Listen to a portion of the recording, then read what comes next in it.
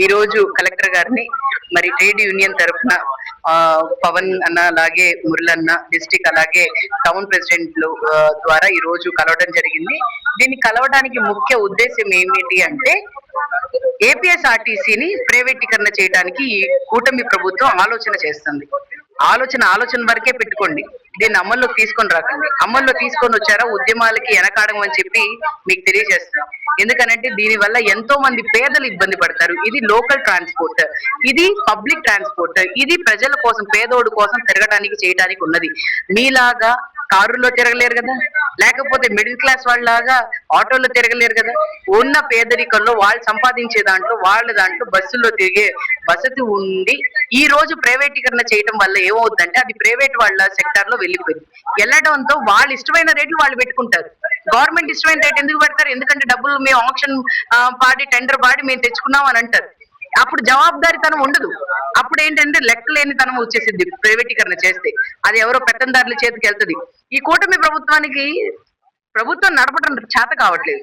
దానివల్లే ఈ రోజు ప్రతి ఒక్క విషయం కూడా పోతాం. మొన్న చూసుకుంటే మెడికల్ కాలేజీలు ప్రైవేటీకరణ అంటున్నారు, ఈ రోజు ఏపీఎస్ఆర్టీసీలు ప్రైవేటీకరణ అంటారు. నాకు తెలిసి రేపటి రోజు ప్రజల్ని కూడా ప్రైవేటీకరణ చేసే పరిస్థితికి తీసుకొని వస్తున్నారు. మరి ఈ కూటమి ప్రభుత్వం చేస్తున్న అరాచక పాలనని మేము గొంతెత్తితే జైల్లో వేస్తానంటున్నారు. అట్లీస్ట్ లా అండ్ ఆర్డర్ ని లేకపోతే అట్లీస్ట్ మా కన్సర్న్ కలెక్టర్ గారికి చెప్పుకుంటే దాన్ని వినతి పత్రాన్ని డస్ట్బిన్ లో వేయకుండా చూస్తారని చెప్పి ఆకాంక్షిస్తున్నారు. అయితే జగన్మోహన్ రెడ్డి గారి హయాంలో ఏపీఎస్ఆర్టీసీ ప్రైవేటీకరణ జరగకుండా ఆయన గవర్నమెంట్ లో విలీనం చేసి వాళ్ళ బాధ్యత కూడా ఆయనే తీసుకొని మొత్తం ఆయనే చూసుకున్నారు.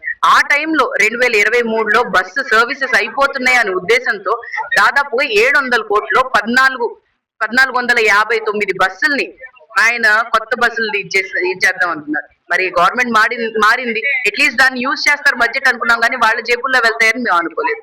అలాగే మీరు చూసుకుంటే మరి ఈ ప్రైవేటీకరణ చేయటమే కాకుండా కొత్త ఈ బస్సెస్ తీసుకొని వస్తున్నారు. సరే తీసుకొని వచ్చారు, బానే ఉంది.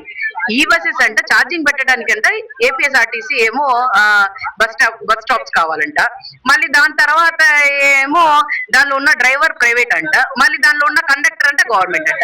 అసలు ఏంటి ఈ లెక్కలు ఏంటి? ఎవరిని కన్ఫ్యూజ్ చేద్దామని చూస్తున్నారు? మరి ఈ విధమైన ఉంటే బస్సులు ప్రైవేటీకరణ అన్నారు, మొన్న చూస్తే ఎన్టీఆర్ బస్ స్టాండ్ ప్రైవేటీకరణ అన్నారు, మళ్ళీ లేకపోతే అన్ని ప్రైవేటీకరణ చేసుకొని వస్తే సాధారణ మనిషి ఎలా బతుకుతారని చెప్పి ఈ కూటమి ప్రభుత్వంలో ఉన్న నాయకులని అడుగుతున్నాము, సీఎం గారిని అడుగుతున్నాము మేము.